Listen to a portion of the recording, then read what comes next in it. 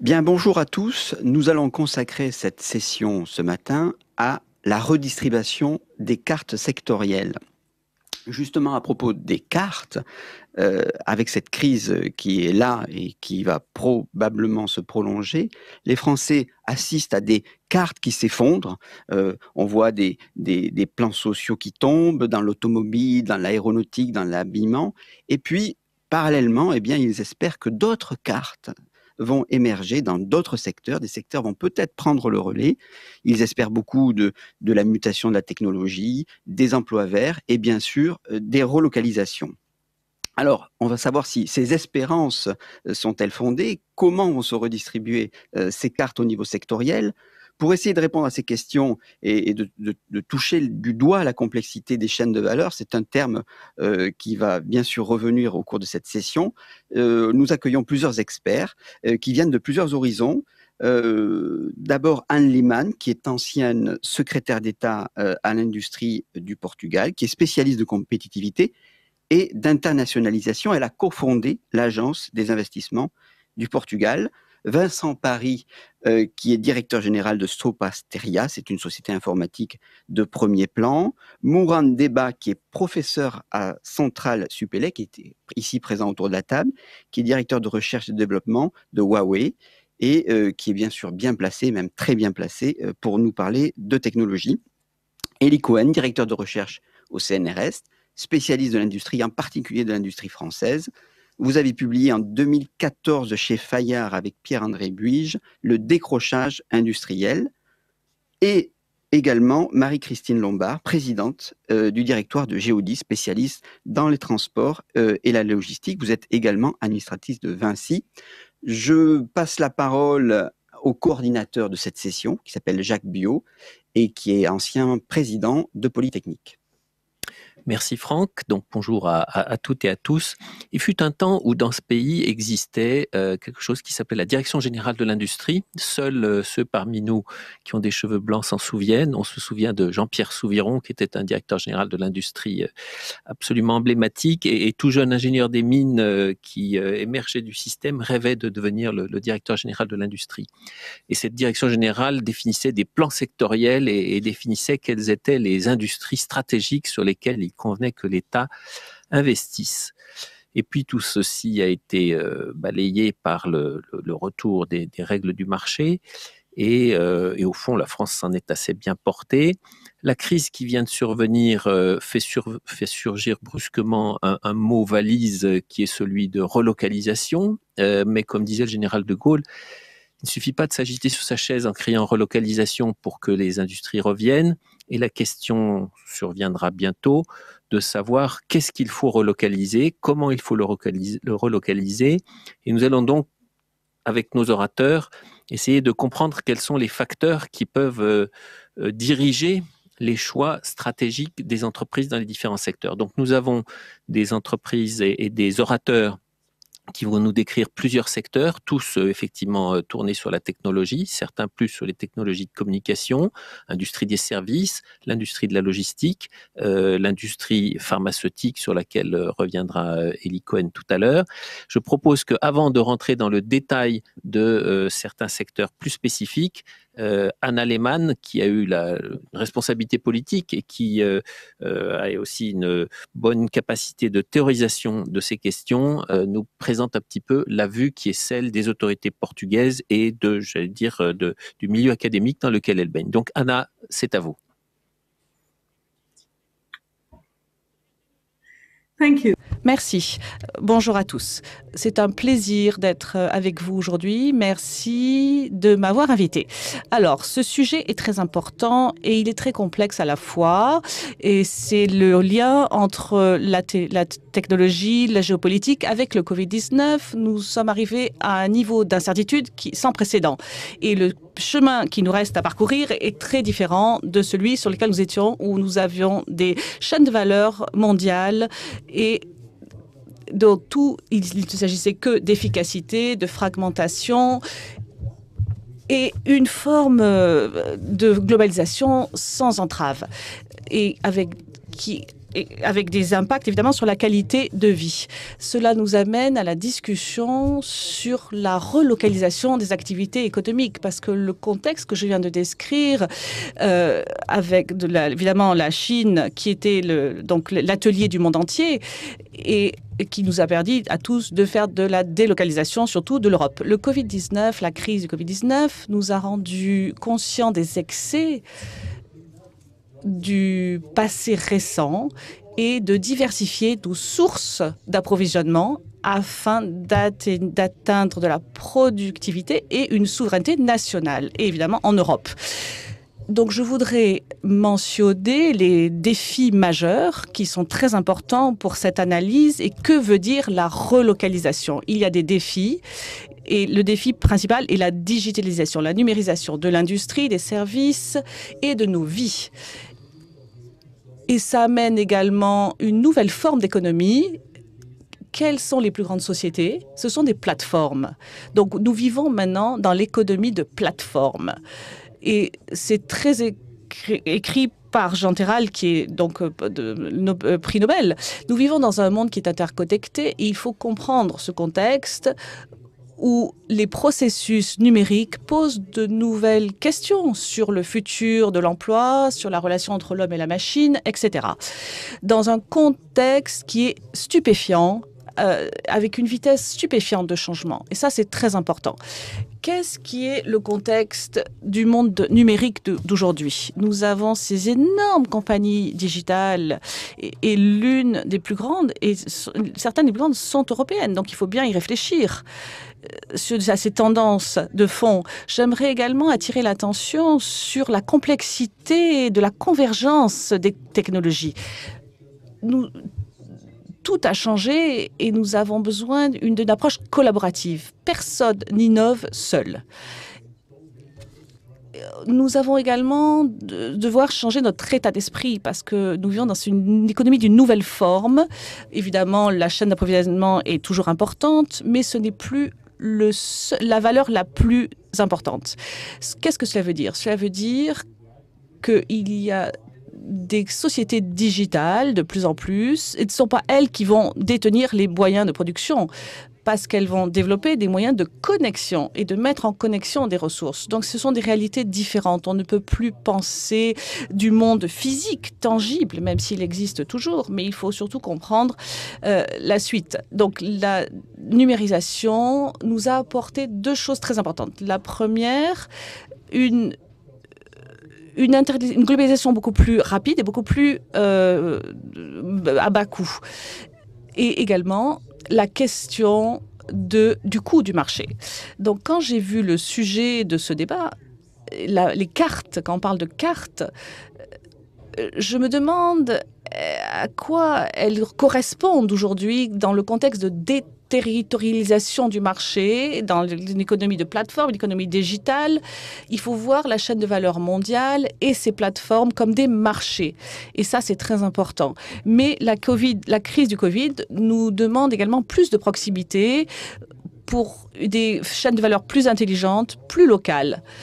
Et la vulnérabilité qui a été exposée par la pandémie nous demande de faire appel à des approches plus régionales, et de la proximité pour s'approvisionner de biens, des matières premières, des choses, des biens essentiels, et également la remotorisation du travail et sans implication donc pour les pouvoirs publics.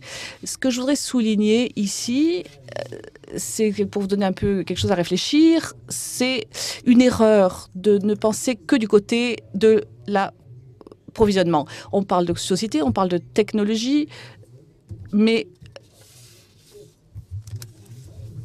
il faut vraiment penser à une autre tendance qui est la demande. Et le consommateur, maintenant, est devenu le roi. Et c'est lui qui va driver le changement. Donc, on peut parler de relocalisation, mais il faut qu'on reste centré sur le consommateur. Peu importe, la digitalisation ne doit pas être vue d'un point de vue technologique. Le débat clé ici, c'est l'humain. On a besoin de monter en compétences et pour se relocaliser. Est-ce qu'on a les personnes nécessaires pour se relocaliser? Est-ce qu'on a les bonnes compétences pour le faire? Donc ça, c'est vraiment ce que je voulais dire. Donc, dans ce monde qui va très vite, l'innovation joue un rôle très important. Mais l'innovation est démocratique et elle vient du côté des consommateurs maintenant. Donc, il faut qu'on ait un nouvel état d'esprit. Nous devons également faire face à la démocratisation avec les startups, la numérisation. Il y a beaucoup de petites et moyennes sociétés qui ont eu l'occasion de prendre un rôle dans tous les pays du monde. Donc le monde n'est plus pour les grands géants, pour les grands acteurs de l'industrie, mais également pour ces sociétés qui peuvent encore monter en puissance et qui sont agiles et qui utilisent le réseau comme une source d'avantages compétitifs. Donc il faut également comprendre ces faits. Je pense que la nouvelle forme, l'évolution de la mondialisation et de la numérisation va apporter moins d'investissements étrangers et va plus mettre l'accent sur des business models agiles et surtout basés sur le web. Donc, ça veut dire qu'on va avoir des nouvelles politiques d'investissement, plusieurs pays. Donc, encore une fois, ça va être basé sur des clusters, sur l'innovation, sur le fait d'être concurrentiel dans ce nouveau monde. Avec cette crise, de nouveaux pays parlent beaucoup de la relocalisation et veulent vraiment se diversifier et se séparer de la Chine. Un dernier mot sur la relocalisation. Je pense que dans beaucoup de secteurs, il faut définir le type d'activité. En Europe, on devrait se concentrer sur des activités à valeur ajoutée, parce qu'on est des fabricants de produits sophistiqués. On a eu une révolution industrielle et donc on fournit également des services très sophistiqués. Donc la relocalisation ne va pas être facile et ne va pas être rapide. Il va y avoir des coûts, il y a une rareté du travail, il y a forcément des personnes qui ne sont pas assez qualifiées. Donc, la relocalisation est évidemment à l'ordre du jour, mais il faut être rationnel et pragmatique. Les aides de l'État ne sont pas sans fond, ne sont pas illimitées. Donc, nous savons que, comme a dit Adam Smith, la spécialisation et la division du travail sont les clés pour la croissance et la prospérité. Donc, je n'ai pas l'intention de fabriquer mon propre stylo, mes propres ressources, la nourriture. Je pense que ce qu'il faut faire surtout, c'est plus de réseaux qui sont durables et qui sont basés en Europe. Et il nous faut un équilibre. Il nous faut plus de durabilité, des chaînes de valeur plus durables, parce qu'il n'y a pas de seconde planète. Et évidemment, mon souhait, c'est que ça nous guide à l'avenir. Allô? Je crois que c'est fini. D'accord. Écoutez, merci beaucoup Anna Liman pour votre présentation. Vous avez largement parlé de monde numérique, de digital. Vincent Paris, vous avez presque été interpellé en tant que directeur général de Soprasteria pour rebondir à cette intervention de Madame Liman. Je vous passe la parole. Oui, merci beaucoup. Écoutez, bonjour à toutes et à tous. Moi, ce qui me frappe sur ce sujet, comme beaucoup d'autres d'ailleurs, c'est que on ne sait malheureusement pas avancer autrement que par grands coups de balancier. Pendant des décennies, on a poussé et on a bien fait la mondialisation. Et puis, depuis quelques années maintenant, il y a tout un courant de pensée, à juste titre, qui met en avant tous les travers de cette mondialisation très poussée. Je pense à la perte de souveraineté, à la dépendance, à la non-maîtrise du risque, et ce qui fait qu'il y a effectivement tout un mouvement aujourd'hui pour relocaliser à 100% l'ensemble de nos activités. Je crois que c'est absolument pas la voie qu'il faut suivre. Il y a qu'à regarder dans le passé toutes les civilisations qui ont eu cette démarche vraiment défensive, ça s'est rarement bien terminé. Et j'aime bien rappeler ce que disait Newton il y a plus de 3 siècles maintenant. Il disait les hommes passent leur temps à construire des murs alors qu'il faudrait construire des ponts.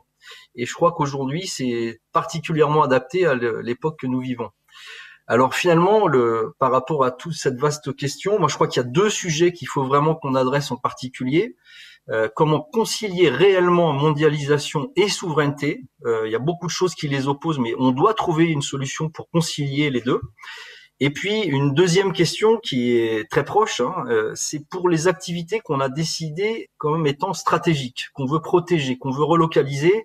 Comment faire pour que sur la durée, elles restent compétitives, qu'elles restent à l'état de l'art, qu'on continue d'innover, parce qu'on sait bien que le monopole ou la trop grande protection va pas du tout dans le sens de la compétitivité et de l'innovation. Je crois que ce sont les deux questions qu'on doit adresser tous ensemble. Et ce que je vous propose rapidement, là en quelques minutes, c'est de vous proposer trois pistes. Il n'y a rien de spécialement très nouveau, mais je crois que c'est vraiment là-dessus que collectivement on doit pousser. La première piste, clairement, ça concerne la politique industrielle et je crois que plutôt que de réinventer l'eau tiède, il faudrait qu'on applique ce que le ministère de la Défense fait depuis maintenant une quinzaine d'années, c'est de répartir l'ensemble des activités en trois cercles. Le premier cercle, c'est ce qu'on doit absolument maîtriser au niveau national, exemple le nucléaire. Le deuxième cercle, ça concerne tout ce qu'on peut maîtriser en Europe, exemple les avions de combat, et puis le troisième cercle, c'est tout le reste, par exemple les camions ou des choses comme ça. Et on aurait intérêt, même nécessité, pour tous les pans de notre économie, pour toutes nos activités, de se reposer ce type de questions. Qu'est-ce qu'on doit vraiment maîtriser localement, etc. Sachant que c'est une approche évidemment dynamique, en fonction des événements, tout doit pouvoir être revoloté, mais c'est une piste, je crois, qu'il faudrait qu'on affiche, qu'elle soit connue, que tous les acteurs économiques s'inscrivent là-dedans, et on ferait un grand pas en avant en ayant une politique beaucoup plus claire de ce point de vue-là. La deuxième piste, et sans surprise que j'ai envie de partager avec vous, et puis ça m'arrange parce que c'est effectivement notre activité, c'est tout l'apport du numérique, et c'est énorme. Je voudrais insister sur 4 forces que peut apporter le numérique aujourd'hui. D'abord la compétitivité, rien de nouveau, mais quand on regarde les nouvelles technologies aujourd'hui, l'automation, les smart machines, toute l'optimisation des supply chains, on peut gagner facilement 20 à 30% en termes de productivité. Et on le voit, il y a beaucoup de petites entreprises de niche ou des moyennes ou plus grosses même qui relocalisent une activité, ce qui était impossible avant ces technologies-là, et qui arrivent à tracer leur chemin de façon compétitive en restant local. La deuxième force que peut apporter pour moi le digital, très clairement, c'est un vecteur d'accélération pour créer des champions. On a besoin de champions en France et en Europe. On ne pourra pas être souverain si on est en deuxième ou troisième division sur tous les pans d'activité de l'économie, très clairement. Et on voit bien que créer un champion, c'est long, c'est compliqué. Et si on a une approche monolithique en attendant que vraiment un acteur soit complet sur un sujet, c'est trop long et c'est trop compliqué. Alors l'approche plateforme, l'entreprise étendue, la maîtrise des écosystèmes, tout ce que vous voulez, que permet le digital, c'est une réponse pour moi pour accélérer la création de champions en France et en Europe, ce qui est une condition essentielle de la question qu'on se pose. Je vais citer juste un exemple, on va voir ce que ça donne, mais vous avez dû suivre l'actualité cette semaine. Un accord qui a été trouvé justement entre Accor et puis Le Bon Coin pour essayer de faire compétition à Airbnb.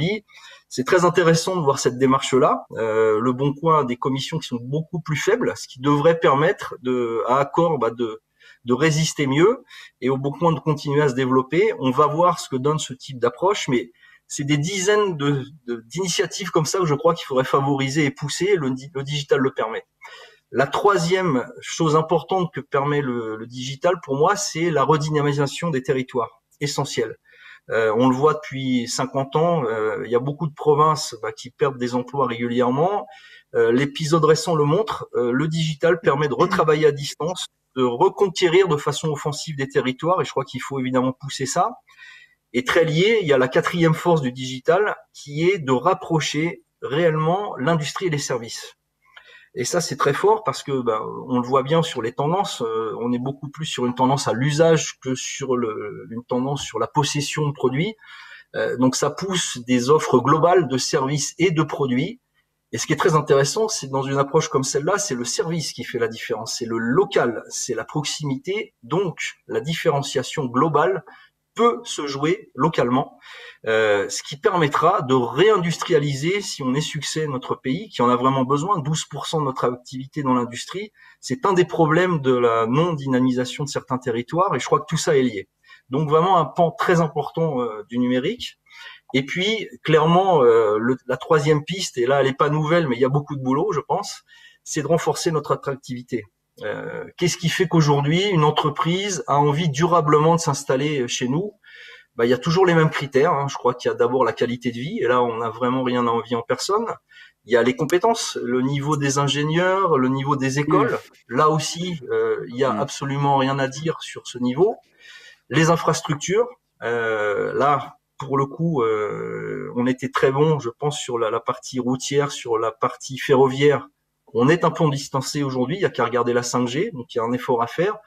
La stabilité politique et sociale, le dialogue social, là aussi, il y a certainement pire que nous, mais beaucoup de progrès doivent être faits dans ce sens-là. Et enfin, une condition essentielle aussi, hein, parce que c'est important, les conditions fiscales est tout aussi importante, leur stabilité dans le temps. Et là, on est mauvais sur les deux sujets. Je crois qu'il y a vraiment un gros sujet d'amélioration. Merci beaucoup, voilà. Vincent Paris. Merci pour cet exposé très large où on a pu picorer plein de thématiques qui pourront être nourries dans la deuxième partie du débat. Mourad Deba, justement, pourriez-vous rajouter quelque chose? Il a beaucoup parlé d'entreprises stratégiques et ça vous concerne. Oui, tout à fait. Donc, je vais être quand même un peu plus bref. Et beaucoup de choses ont été dites et signalées.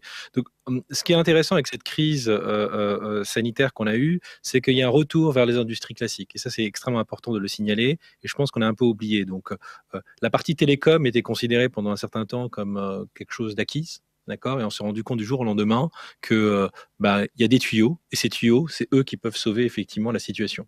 Et je pense qu'on a pêché un petit peu, et ce retour, on le voit aujourd'hui, par le fait que des investissements n'ont pas été mis en place dans toutes ces infrastructures réseau dont on continue à parler. Mais cette redécouverte disons, des industries classiques est extrêmement importante. Je reprends le cas aux États-Unis. Quand il a fallu développer des respirateurs, on n'est pas allé chercher Tesla, Facebook, on est allé chercher General Motors. Et donc là, il y a toute une réorganisation à mettre en place, et en particulier sur toute la partie un petit peu infrastructure, qui, elle, est de toute façon localisée, sur lequel je pense qu'on a énormément pêché. Je vois par exemple les programmes H2020 dans lesquels j'étais impliqué, et là, les programmes, donc c'est des programmes de recherche européens. Tout ce qui était télécom était considéré comme un acquis, ce qu'on appelait en anglais un enabler. Et tous les domaines de recherche étaient plutôt les applications qu'il y avait derrière. Et aujourd'hui, effectivement, en particulier la 5G a été un révélateur. On s'est rendu compte qu'on a raté un gros coche, et globalement, toute cette partie-là, il faut commencer à mettre des investissements. Et donc ça, je pense, extrêmement important. Et également des investissements long terme. Je prends le cas de la 5G que je connais bien. La 5G n'est pas quelque chose qui est arrivé aujourd'hui. C'est quelque chose qui a débuté il y a 10 ans. Sur lequel les investissements de recherche ont été mis en place. Si on veut être également dominé un secteur comme la 6G qui va venir en 2030, c'est aujourd'hui que ça se passe. On a le temps, mais il faut garder le cap, et c'est une question de long terme. Le deuxième aspect également extrêmement important qu'il faut signaler, c'est toute cette philosophie qu'on a eue en Europe en particulier, de se dire, on a des chercheurs, c'est génial, on va faire beaucoup de faiblesses, et aujourd'hui on s'est rendu compte des limitations. Donc moi j'ai des chercheurs dans mon laboratoire qui font de la recherche, mais on s'est rendu compte effectivement qu'il faut également avoir une petite industrie locale et sur lequel on peut interagir. On ne va pas interagir à des kilomètres pour comprendre les défauts de notre matériel et revenir, ainsi de suite. Et donc ce souci-là de commencer à créer, pas forcément tout, mais au moins des éléments indispensables de compréhension sont importants. Et cette attractivité va également être importante pour ces chercheurs-là, parce que le salaire, on le sait en France, et en Europe, des chercheurs, pour les attirer, c'est pas ce qu'on pourrait avoir dans d'autres pays, mais il y a également tout cet écosystème qui est nécessaire. Quand vous amenez des chercheurs, ils ne sont pas juste dans un monde complètement clos et avec une connexion Internet via les usines de production. Je pense que ces deux points-là, c'est des points que je voulais signaler. Beaucoup de choses ont été dites et je m'arrêterai là. Voilà. Très bien, ça, vous êtes très discipliné. Élie Cohen, vous allez, je dirais, focuser, pour parler franglais, vous allez vous concentrer sur la question de la pharmacie.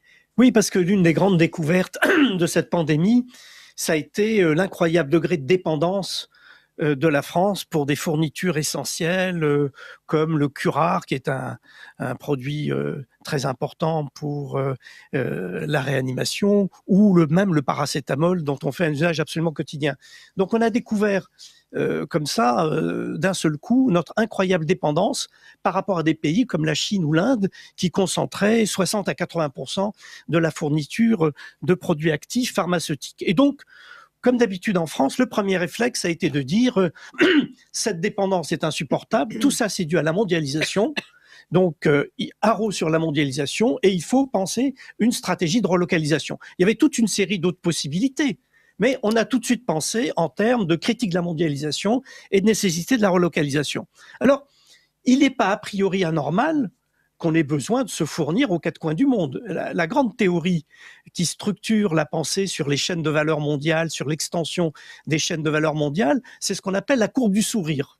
La courbe du sourire, c'est que dans toute industrie appelée à se globaliser, à se mondialiser, on constate un effondrement de la base manufacturière dans les pays développés et un transfert vers les pays émergents de la production manufacturière, et par contre une remontée vers l'amont, recherche, développement, innovation, et vers l'aval, marketing, commercialisation dans les pays développés. Donc la vraie question, c'est est-ce que nous sommes allés trop loin en termes de transfert des productions qui feraient apparaître des trous absolument insupportables qui nécessiteraient une relocalisation? Et est-ce que du coup, on a gagné à la courbe du sourire, c'est-à-dire est-ce qu'on est bien remonté vers l'amont, recherche et innovation, et est-ce qu'on a bien développé le commerce et le marketing? Or, si on observe le cas de la France, c'est pas le cas.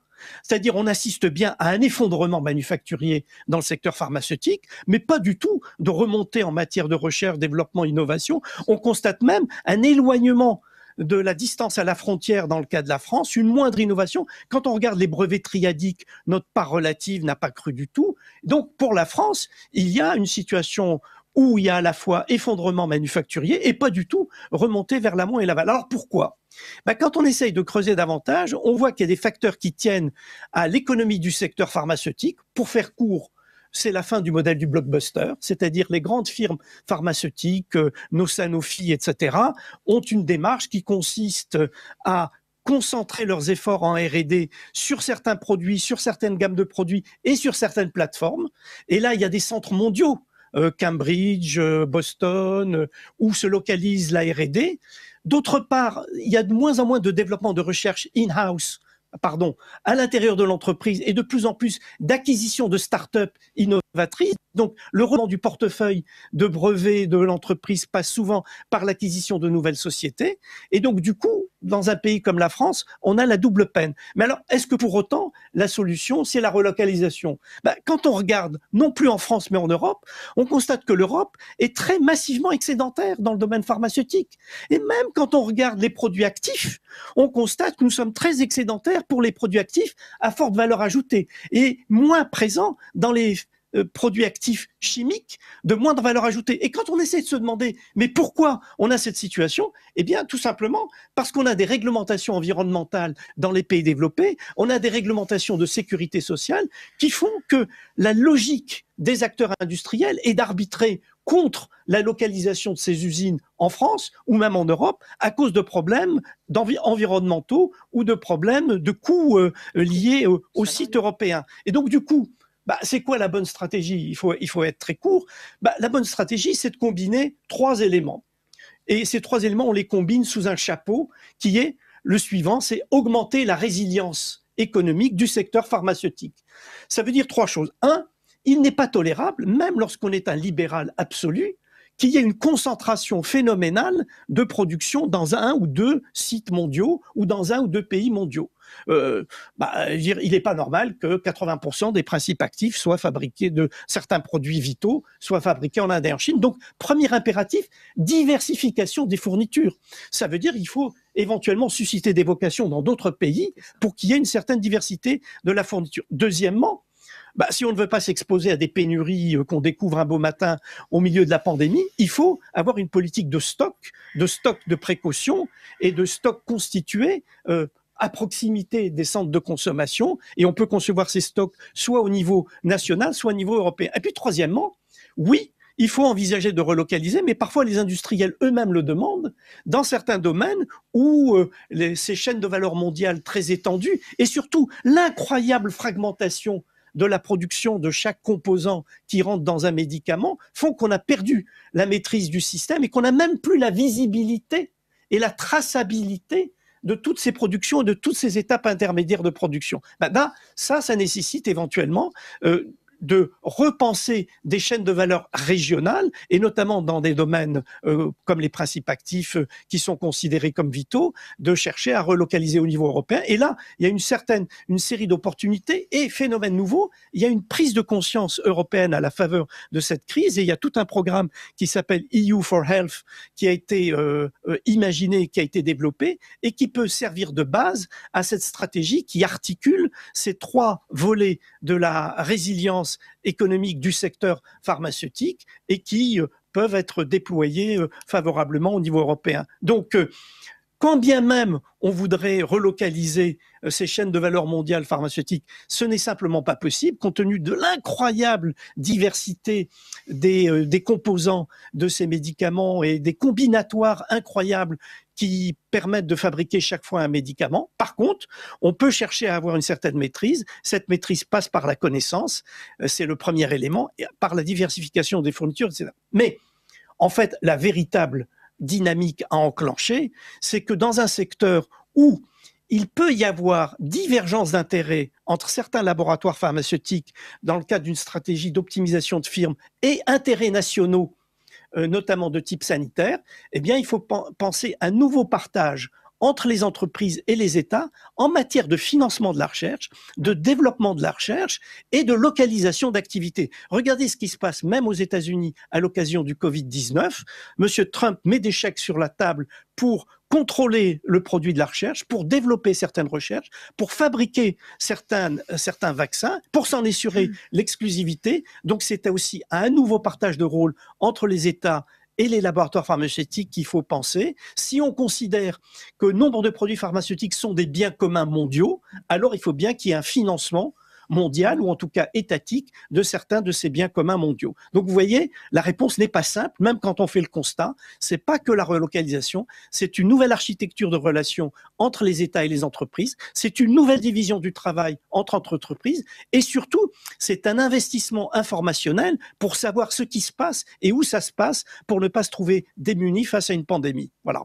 Merci beaucoup. On a tous finalement évoqué la question de la chaîne de valeur, du transport, de la logistique. Et on a de la chance, on a la femme de l'art autour de la table de ces questions.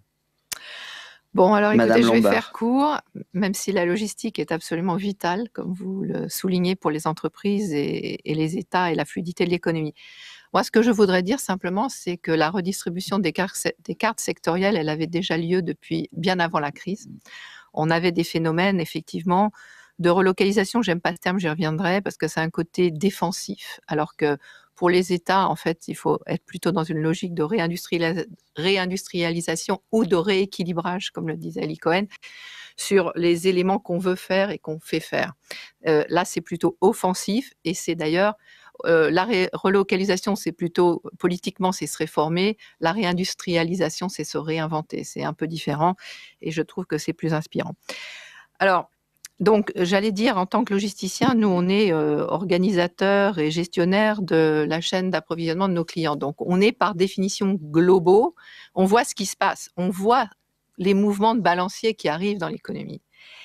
Et je vais parler de supply chain. Toutes les sociétés, les grandes multinationales, mais pas que, se posent déjà des questions depuis, je dirais, 5-7 ans à reconstruire leur supply chain pour éviter qu'elle soit disruptée, si je peux m'exprimer ainsi. Donc, et chaîne d'approvisionnement, ouais, c'est ça? Voilà, chaîne d'approvisionnement plus résiliente et écologiquement sage. Ça, c'est vraiment un objectif des entreprises aujourd'hui, je peux vous le dire en tant que logisticien, quand les solutions nous sont demandées, les objectifs des entreprises, c'est comment je peux rendre ma chaîne d'approvisionnement plus résiliente et comment je peux la rendre plus écologiquement sage. Alors, évidemment, la crise sanitaire qu'on vit encore à accélérer ce phénomène, mais il était déjà présent. Alors, qu'est-ce que ça veut dire? Simplement résumer ce que je vois en tant que logisticien. En fait, les entreprises, elles font une cartographie des risques de leur chaîne d'approvisionnement. Et ça touche en effet au risque de dépendance et de pénurie. Ça touche au risque géopolitique. On voit bien que les taxes de dédouanement, des interdictions d'importer, d'exporter, la guerre commerciale que se fait actuellement la Chine et les États-Unis font partie de ce bloc de risques. La disruption, avec justement des problèmes sanitaires, des problèmes terroristes, des fermetures de frontières, le risque d'inflation des coûts et le risque environnemental. Donc, chaque entreprise aujourd'hui est en train de scanner sa chaîne d'approvisionnement et, en fonction de ces risques, est en train de développer un plan de mitigation de ces risques. Et c'est ça, en fait, c'est la multiplication de ce travail au niveau des entreprises qui va redistribuer les cartes sectorielles dans le monde. Et alors, comment ça va se jouer? Ça s'est déjà joué. Moi, j'ai vu, par exemple, un grand client du high-tech de Geodis qui avait 2 usines en Chine, qui les a fermées il y a 2 ans pour les mettre au Mexique, par exemple. Et au départ du Mexique, eh bien, ils irriguent le monde entier avec leurs serveurs et leurs actifs qu'ils vendent au monde. Donc, ça avait déjà lieu, c'est ce que je disais, et on va se retrouver par marchés verticaux, le high-tech, la pharmacie, l'automobile, les biens d'équipement, les biens de consommation, etc. Chacun de ces secteurs est en train de construire la chaîne d'approvisionnement idéale qui répond aux risques qu'ils ont cartographiés. Et comme je le disais, eh bien, on va voir l'émergence de pays ou de régions qui vont être sélectionnés parce qu'ils répondent à des critères qui mitigent ces risques. Alors, quels sont ces critères? Bon, évidemment, qualité et coût de la main-d'œuvre. C'est pas tellement le moins cher, c'est est-ce que la main-d'œuvre est de qualité et peut accueillir dans ce pays les nouvelles industries. Les infrastructures robustes, infrastructures terrestres, aériennes, maritimes et de télécommunications, parce que moi je mets ça dans les infrastructures. Il est clair que si vous avez des autoroutes, mais que rien ne passe en termes de 4G ou 5G, vous ne pouvez pas transporter, vous ne pouvez pas assurer une chaîne d'approvisionnement. Il a été dit la fiscalité, effectivement, parce que si vous, en effet, en tant que pays, par exemple, si vous taxez les entrepôts qui viennent s'installer chez vous de façon plus élevée que vos pays voisins, vous n'allez pas attirer ces entrepôts. Et j'allais dire, désolé pour le franc anglais, enfin carrément même de l'anglicisme, il faut être business friendly. Donc, dans la redistribution des cartes sectorielles, si certains pays veulent attirer, on va dire, cette forme de relocalisation ou plus intéressant, cette forme de réindustrialisation, doivent scanner leurs forces comme une entreprise le fait et répondre à ces critères. Alors, le quart du nouveau monde productif, pour moi, je vais vous donner ma vision. Hein. En fait, je la résume parce que c'est celle de mes clients.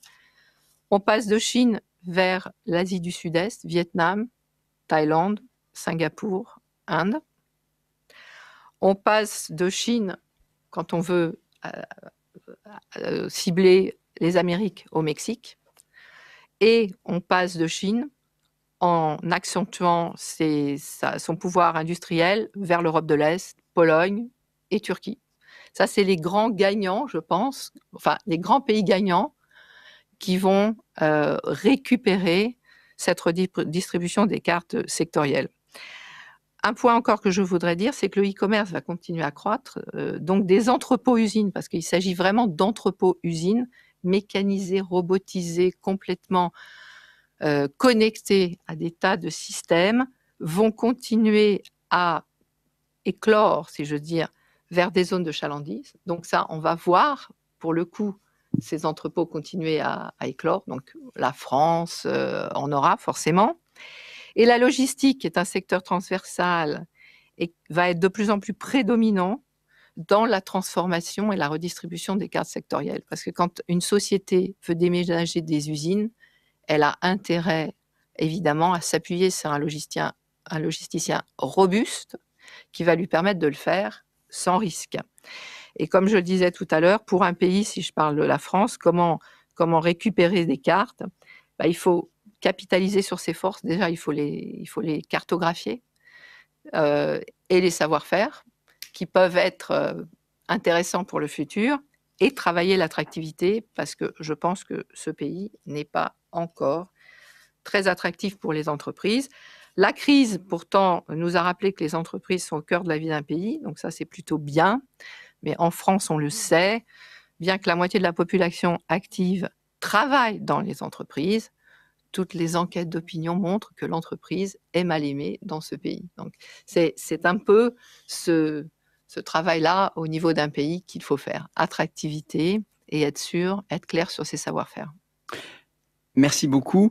Juste une question avant de donner la parole aux auditeurs et téléspectateurs. Vous avez dit à peu près tous que, au fond, la redistribution des cartes peut se faire au bénéfice de notre pays, à condition d'être dans des produits très sophistiqués, alors de spécialisation, plus ou moins d'ailleurs, de spécialisation.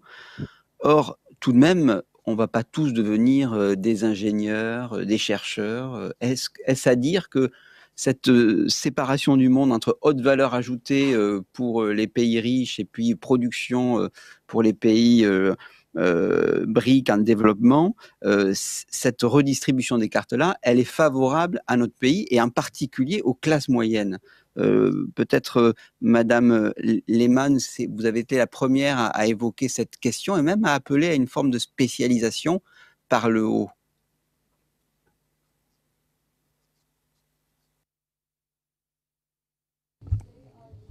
Oui,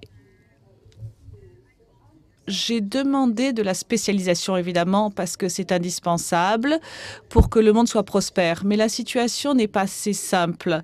Dans plusieurs pays, vous n'avez que la valeur ajoutée très élevée et d'autres pas. Ce n'est pas le cas. Donc il faut avoir un équilibre et une diversification de notre base industrielle ainsi que des services. Mais je pense que l'Europe ne réussira pas sur la valeur ajoutée seule. Il faut d'abord être... donc évidemment avoir des industries sophistiquées, mais des secteurs diversifiés. Je n'ai pas parlé de ça, par exemple, mais le rôle de l'agriculture est très important pour la souveraineté nationale. Et je n'ai pas parlé non plus d'un autre point qui est très important. Les pays comme la France ont une industrie qui est basée sur la tradition, l'authenticité. Et ces industries de tradition ont un futur parce que de plus en plus, on recherche la qualité, les produits durables et des produits de qualité.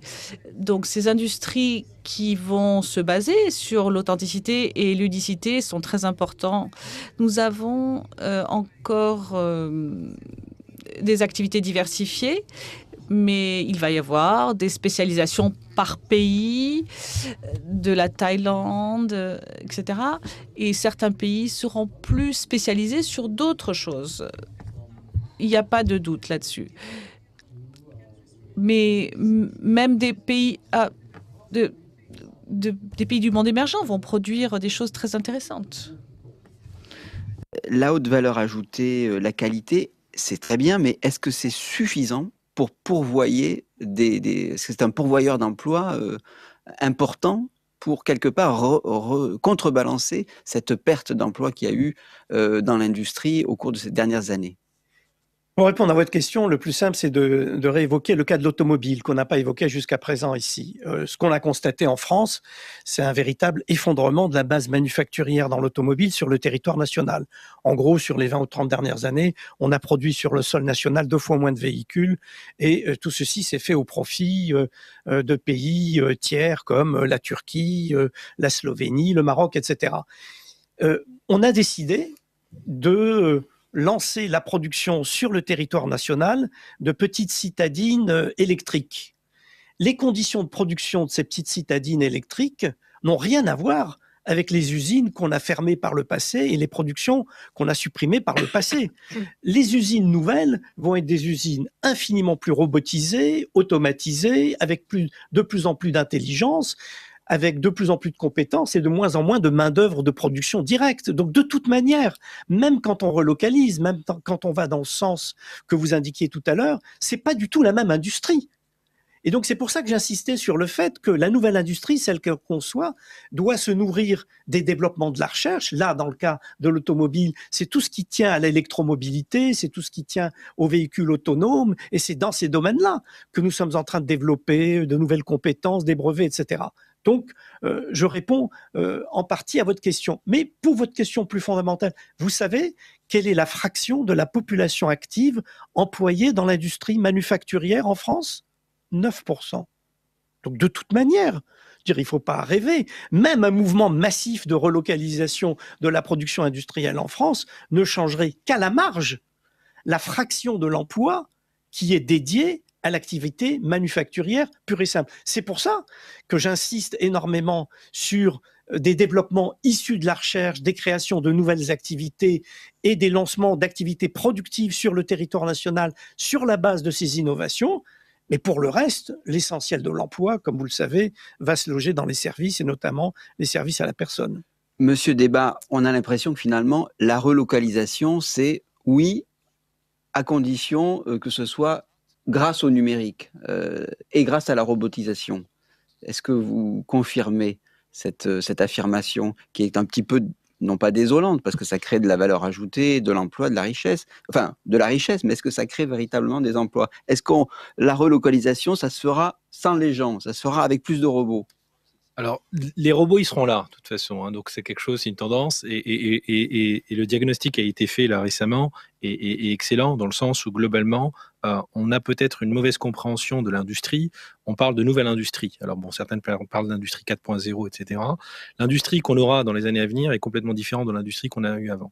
Ça, c'est la première chose. La deuxième chose, en termes d'hyperspécialisation qui a été mis en place, il ne faut pas croire qu'également que les Chinois et d'autres pays sont à la traîne. Ils sont également au top niveau. Donc, il ne faut pas croire également que, comme par hasard, on récupère tout le savoir-faire et que l'industrie classique est chez eux. Au contraire, ils montent en gamme.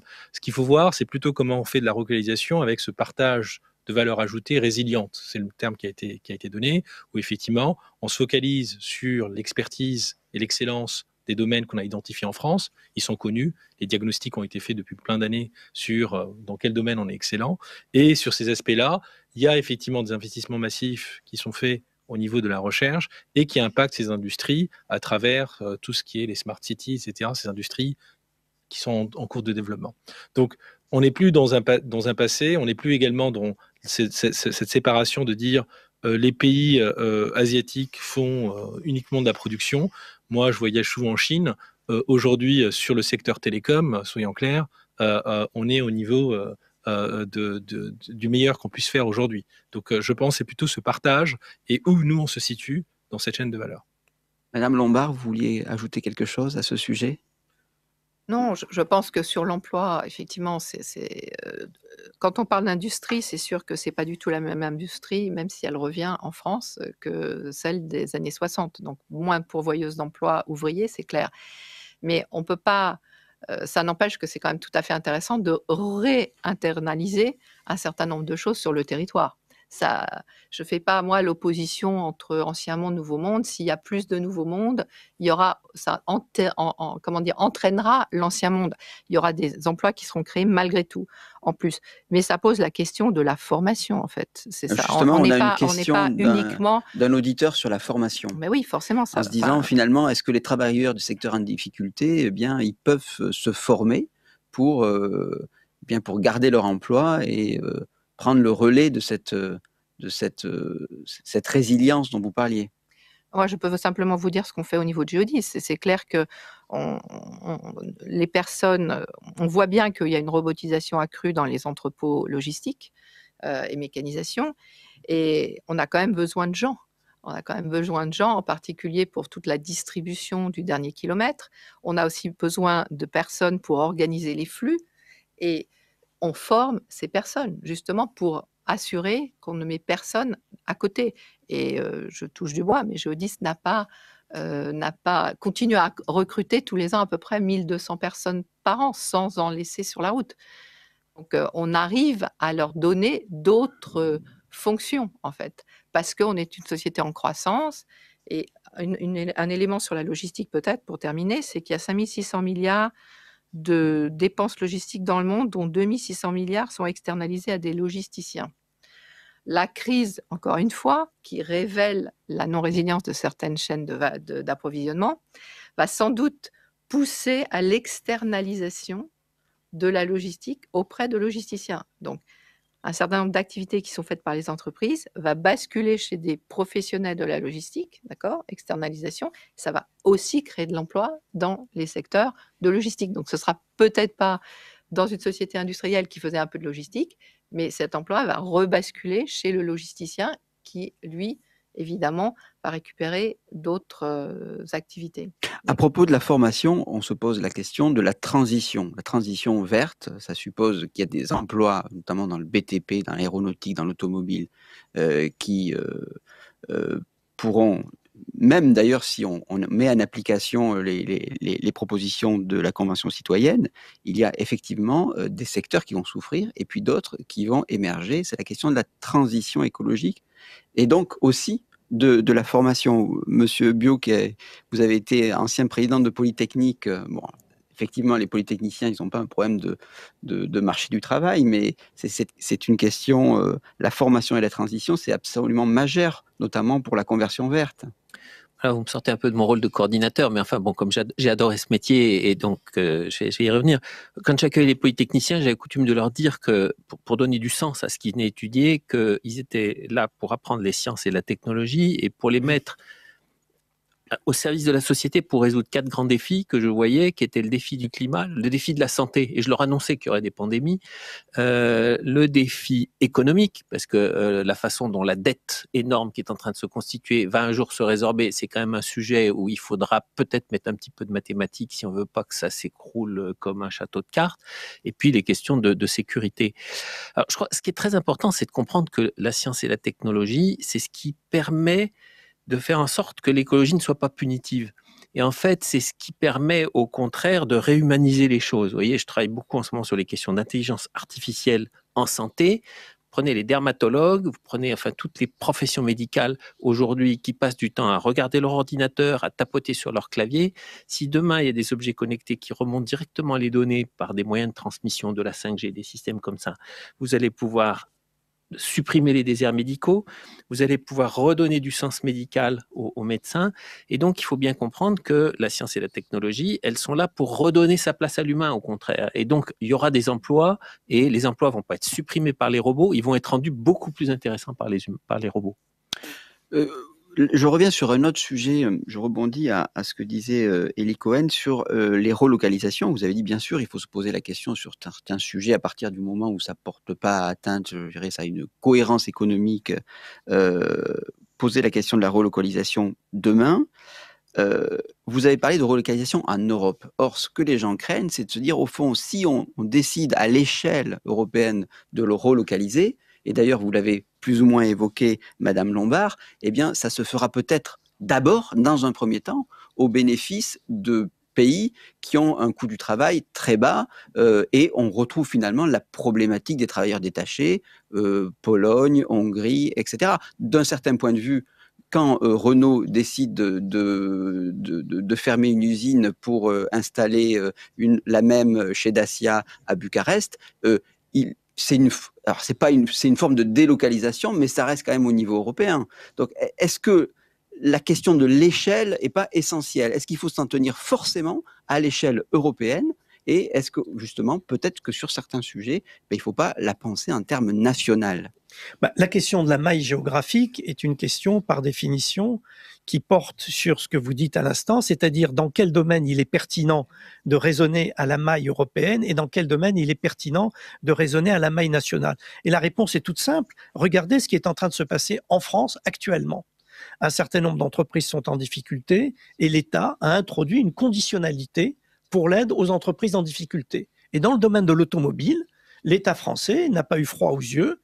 Il a dit, pour les nouvelles citadines électriques, je veux qu'elles soient localisées en France et je conditionne mes aides à la localisation d'un certain nombre de lignes de production de en nouvelles France, lignes. de nouvelles, mais bien entendu. Ça n'a pas été tout de même une exigence de relocalisation. Ah mais non, mais c'est absurde. Une exigence de relocalisation, ce serait absurde.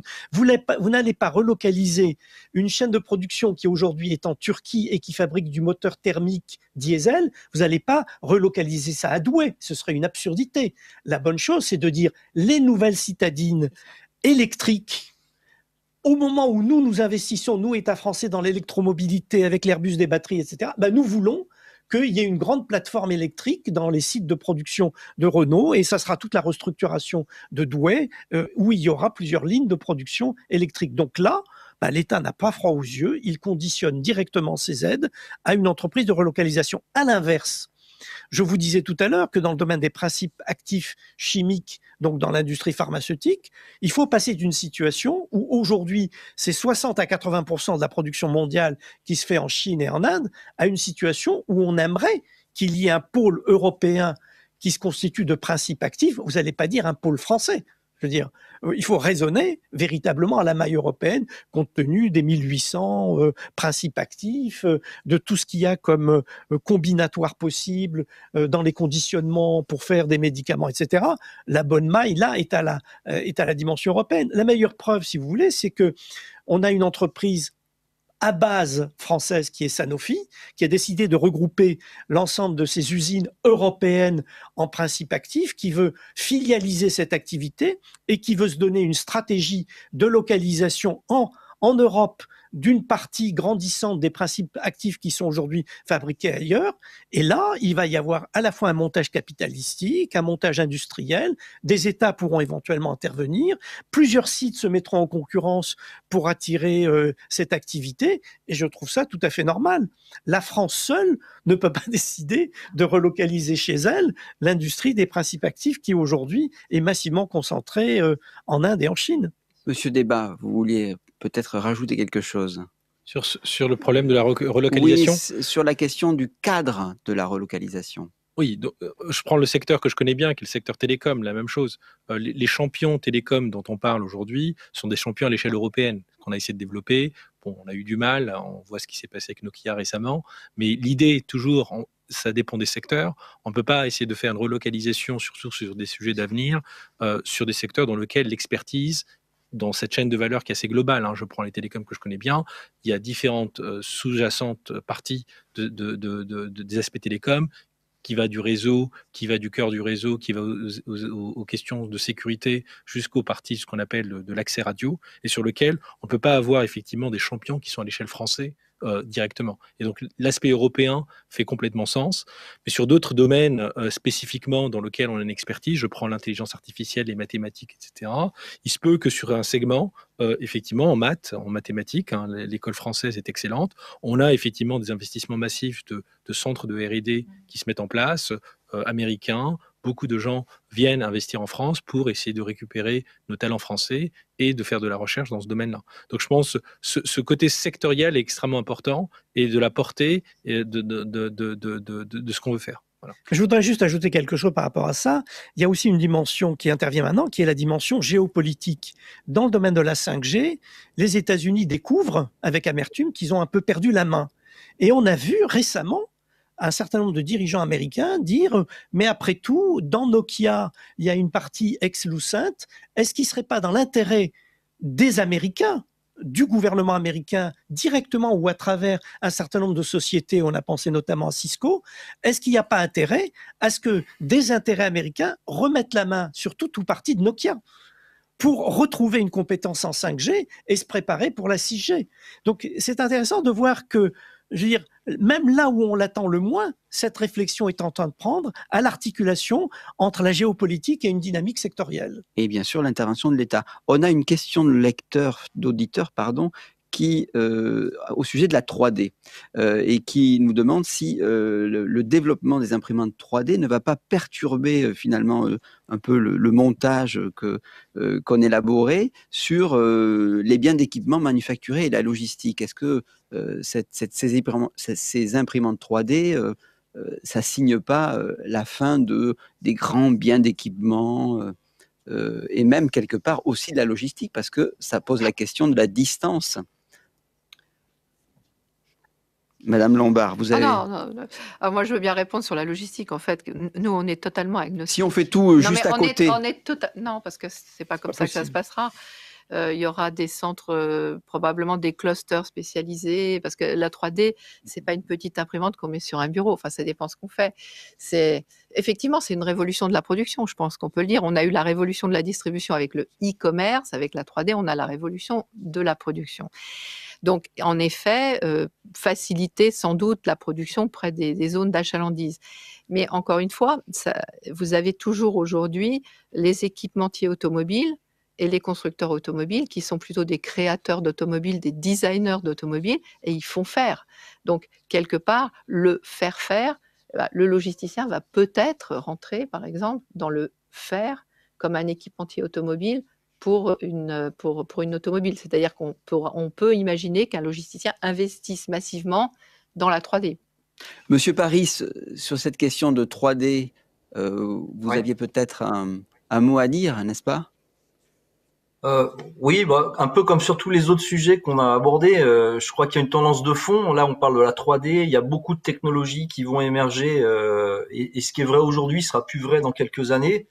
La tendance de fond, elle est là, vous l'avez dit tous. Et puis, en termes d'emploi, je crois que ce qui est important, c'est le fait de mixer des services et de l'industrie. Si on joue juste la compétition sur les produits et sur l'industrie, ça sera compliqué parce que on industrialisera de plus en plus chaque année. La compétition mondiale est effectivement difficile. On peut se différencier, je le disais tout à l'heure, avec les services, la proximité.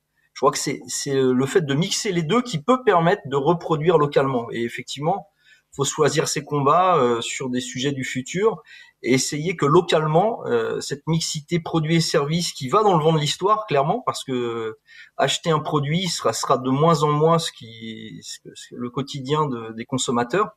C'est vraiment dans ce sujet-là qu'il faut travailler. Je crois c'est bien maîtriser les technologies, mais ça sera de plus en plus des experts et puis ouvrir sur des services qui concerneront le plus grand nombre.